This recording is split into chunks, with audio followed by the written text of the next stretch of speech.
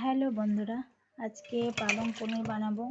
পালং শাকটা একটু ধুয়ে নিলাম, তারপর এটা আমি গরম জলে একটু ফুটিয়ে নিয়ে তারপরে আবার ঠান্ডা জল দিয়ে ঠান্ডা করে নিতে হবে।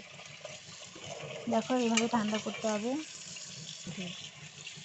একটু ঠান্ডা করে নিয়ে এবার এর মধ্যে লবণ, চিনি, ধনেপাতা, একটা কাঁচা লঙ্কা দিয়ে মিক্স গ্রাইন্ডারে একটু ব্লেন্ড করে নিতে হবে। তারপর পনিরটা এদিকে ভাজা হচ্ছে, তারপরে কালো পেস্টটার মধ্যে ঢেলে দিলাম। কিছুক্ষণের জন্য নাড়তে হবে। নাড়া মোটামুটি হয়ে গেছে। এবার এর মধ্যে লবণ অ্যাড করে দিলাম, হলুদ দিয়ে দিলাম, ব্যাস পনির ঢেলে দিলাম, রেডি। আর খেতেও কিন্তু খুব জলদি ভালো লাগে। এর মধ্যে ঘি অ্যাড করে দিয়েছি, ব্যাস হয়ে গেল।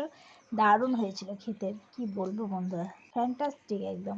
পুরো ভাতটা আমার এই পনির দিয়ে শেষ হয়ে গেল। ভাতটা পুরোটাই খাওয়া